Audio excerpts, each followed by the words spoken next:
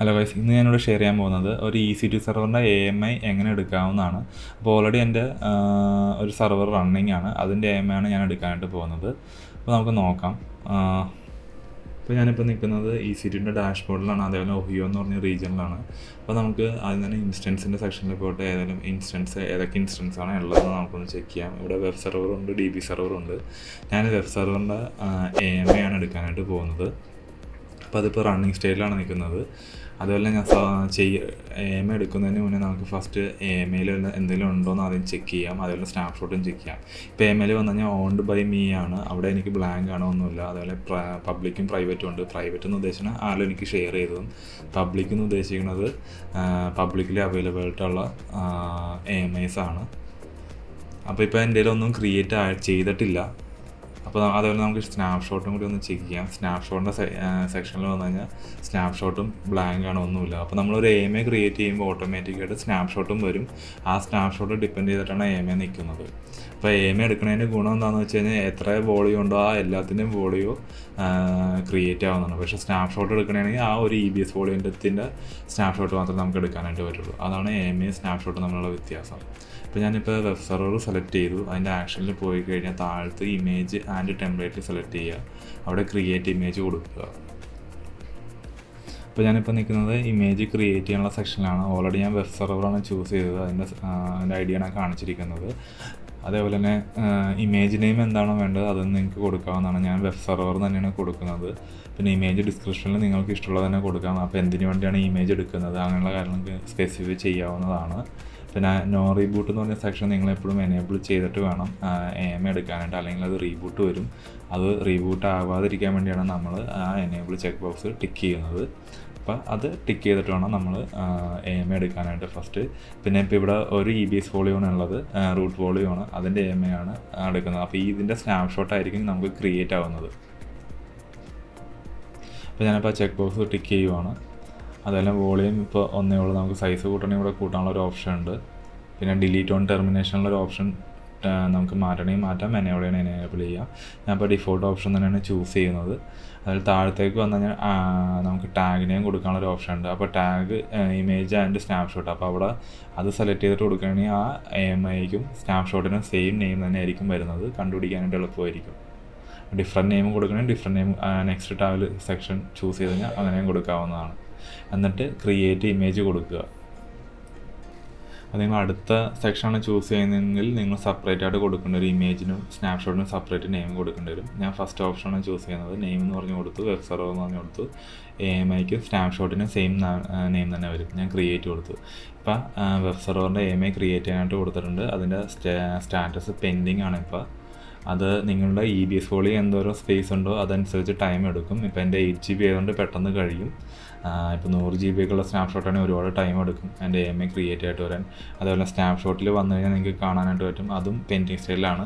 ഇപ്പോൾ അൺഅവൈലബിൾ ആണ് എൻ്റെ സ്റ്റാറ്റസ് കാണിച്ചിരിക്കുന്നത്. ഇപ്പോൾ ഞാൻ കുറച്ച് നേരം സ്കിപ്പ് ചെയ്തായിരുന്നു. അത് കഴിഞ്ഞ ശേഷം ഇപ്പോൾ സ്റ്റാറ്റസ് അവൈലബിൾ ആയിട്ടുണ്ട്. അതേപോലെ തന്നെ സ്നാപ്ഷോട്ടിൽ പോയി നോക്കിയാൽ നമുക്ക് കാണാനായിട്ട് പറ്റും.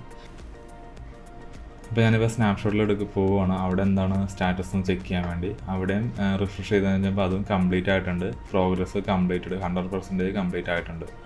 അപ്പോൾ നമുക്ക് ഇനി വേണമെങ്കിൽ ഇത് വെച്ചുകൊണ്ട് നമുക്ക് വേണമെങ്കിൽ ഒരു AMI അല്ലെങ്കിൽ ഒരു ഇൻസ്റ്റൻസ് ക്രിയേറ്റ് ചെയ്യാവുന്നതാണ്. അപ്പോൾ AMI ആയതുകൊണ്ട് നമുക്ക് ഡയറക്റ്റ് ലോഞ്ച് കൊടുത്തു കഴിഞ്ഞാൽ നമുക്ക് അവിടെ നിന്ന് ഇൻസ്റ്റൻസ് ക്രിയേറ്റ് ചെയ്യാനായിട്ട് പറ്റും. ഇപ്പോൾ ഇതെൻ്റെ ലിനക്സ് ഇൻസ്റ്റൻസ് ആണ്, അതിന് AMI ആണ് ഞാൻ എടുത്തത്. അതുപോലെ അതിൻ്റെ ഡീറ്റെയിൽസിൽ പോയി കഴിഞ്ഞാൽ പെർമിഷൻ കൊടുക്കണമെങ്കിൽ നമുക്ക് പെർമിഷൻ ഇവിടെ ആഡ് ചെയ്യാവുന്നതാണ്. അപ്പോൾ ഏതെങ്കിലും വേറെ അക്കൗണ്ട് നമ്പർ ഉണ്ടെങ്കിൽ അതിനകത്തൊക്കെ നമുക്ക് ഈ AMI കൊടുക്കാൻ പറ്റും. അപ്പോൾ അവരുടെ പ്രൈവറ്റിലോ പബ്ലിക്കിലോ വേണമെന്നാണ് ഇത് ചോദിക്കുന്നത്. പബ്ലിക് ആണെങ്കിൽ എല്ലാവർക്കും ആക്സസിബിൾ ആയിരിക്കും. പ്രൈവറ്റ് ആണെങ്കിൽ നമ്മൾ ഏത് അക്കൗണ്ടാണോ സ്പെസിഫൈ ചെയ്യണത് ആ അക്കൗണ്ടിൽ മാത്രം അവരുടെ പ്രൈവറ്റിൽ ഈ AMI ഉണ്ടാവും. അപ്പോൾ അവർക്ക് അവിടെ നിന്നുകൊണ്ട് ആ ഒരു ഇൻസ്റ്റൻസ് വേണമെങ്കിൽ ക്രിയേറ്റ് ചെയ്യാവുന്നതാണ്. അതിനുവേണ്ടിയാണ് പെർമിഷൻ കൊടുക്കുന്നത്. അതേപോലെ തന്നെ ഇപ്പോൾ AMI ക്രിയേറ്റ് ആയിട്ടുണ്ട്, അവൈലബിൾ സ്റ്റേറ്റ് ആണ്. ഇവിടെ നിന്ന് ലോഞ്ച് കൊടുത്തു കഴിഞ്ഞാൽ നമുക്ക് ഇൻസ്റ്റൻസ് ക്രിയേറ്റ് ചെയ്യാവുന്നതാണ്. നേരെ ഇൻസ്റ്റൻസ് ക്രിയേറ്റ് ചെയ്യാനുള്ള സെക്ഷനിലേക്കായിരിക്കും പോകുന്നത്. ഞാൻ ഈ വീഡിയോയിൽ എന്തായാലും ചെയ്യുന്നില്ല, ഞാൻ ജസ്റ്റ് കാണിച്ചു തരാം. ലോഞ്ച് കൊടുക്കുമ്പോൾ നേരെ ചൂസ് ഇൻസ്റ്റൻസ് ടൈപ്പ് എന്ന് പറയുന്ന സെക്ഷനിലേക്കാണ് പോകുന്നത്. നമുക്ക് ഇവിടെ ഏത് ടൈപ്പാണോ വേണ്ടതെന്നുള്ളത് ചൂസ് ചെയ്യാം. ബാക്ക് അടിച്ച് കഴിഞ്ഞാൽ ഞാനിപ്പോൾ ക്രിയേറ്റ് ചെയ്ത AMI അവിടെ കാണാനായിട്ട് പറ്റും. മൈ AMI എന്ന് പറയുന്ന സെക്ഷനിലായിരിക്കും എൻ്റെ AMI വരുന്നത്. അത് സെലക്ട് ചെയ്തിട്ട് നമുക്കൊരു ഇൻസ്റ്റൻസ് ക്രിയേറ്റ് ചെയ്യാവുന്നതാണ്. അപ്പോൾ അപ്പോൾ ഞാനിപ്പോൾ ക്രിയേറ്റ് ചെയ്യുന്നുണ്ട്, ഞാൻ ക്യാൻസൽ ചെയ്യുവാണ്. ഞാൻ വേറൊരു വീഡിയോ ചെയ്യുന്നുണ്ട്, AMA എങ്ങനെയാണ് ക്രിയേറ്റ് ചെയ്യുന്നുള്ളത്, കോപ്പി ചെയ്യുന്നത്, അങ്ങനെയെല്ലാം പറയുന്നുണ്ട്. അതുപോലെ ആക്ഷനിൽ പോയി കഴിഞ്ഞാൽ ഡീരജിസ്റ്റർ എന്ന് വെച്ചാൽ നമുക്ക് റിമൂവ് ചെയ്യാൻ വേണ്ടിയാണ്. കോപ്പി AMA എന്ന് ഉദ്ദേശിച്ച് കഴിഞ്ഞാൽ നമുക്ക് വേറൊരു റീജിയനിലേക്ക് നമുക്ക് കോപ്പി ചെയ്യാനായിട്ട് പറ്റും. അതിനുവേണ്ടിയാണ് കോപ്പി AMA. അപ്പോൾ നമുക്ക് ഏത് ഡെസ്റ്റിനേഷൻ റീജിയനാണോ വേണ്ടതെന്നുള്ളത് ചൂസ് ചെയ്യുക.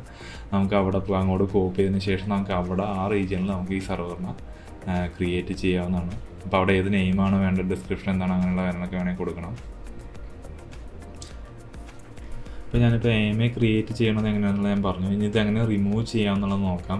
അപ്പോൾ നമ്മളിപ്പോൾ എൻ്റെ AMAയുടെ സെക്ഷനിൽ നോക്കിക്കഴിഞ്ഞാൽ ആക്ഷൻ എടുത്തതിന് ശേഷം ക്ലിക്ക് ചെയ്തതിന് ശേഷം ഡീരജിസ്റ്ററാണ് ചെയ്യേണ്ടത്. അപ്പോൾ ഡീരജിസ്റ്റർ ചെയ്യുമ്പോൾ ഇവിടെ നിന്ന് AMAയുടെ ഡാഷ്ബോർഡിൽ നിന്ന് മാത്രമേ ഇത് റിമൂവ് ആവുള്ളൂ. അപ്പോൾ നമ്മൾ AMAയുടെ ID കോപ്പി ചെയ്തതിന് ശേഷം സ്നാപ്ഷോട്ടിൽ പോയിട്ട് സെർച്ച് ചെയ്യുക ഫസ്റ്റ്, അത് ഏതാണെന്നുള്ളത് കണ്ടുപിടിക്കുക. എന്നിട്ട് വേണം കളയാനായിട്ട്. അല്ലെങ്കിൽ നമ്മൾ പ്രോപ്പർ നെയിമിങ്ങോ ടാഗ് നെയിമോ ഒന്നും കൊടുത്തിട്ടില്ലെങ്കിൽ നമുക്കത് കണ്ടുപിടിക്കാൻ ബുദ്ധിമുട്ടായിരിക്കും. അപ്പോൾ ഞാനിപ്പോൾ AMAയുടെ ഞാൻ കോപ്പി ചെയ്തായിരുന്നു, എന്നിട്ട് ഞാൻ ഡീരജിസ്റ്റർ കൊടുക്കുവാണ്.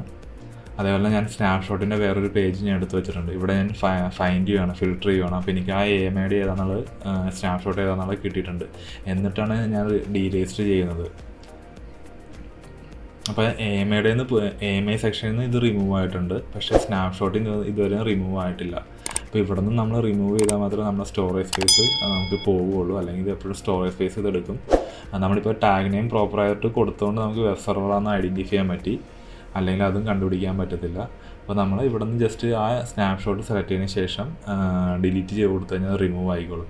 ഇങ്ങനെയാണ് AMA റിമൂവ് ചെയ്യുന്നത്. അപ്പോൾ AMAയുടെ സെക്ഷനിൽ നിന്നും സ്നാപ്ഷോട്ടിൽ നിന്നും റിമൂവ് ചെയ്യണം. അപ്പോൾ നിങ്ങൾക്ക് ഈ വീഡിയോ യൂസ്ഫുൾ ആയെന്ന് കരുതുന്നു. ഇഷ്ടപ്പെട്ടെങ്കിൽ ലൈക്ക് ചെയ്യുക.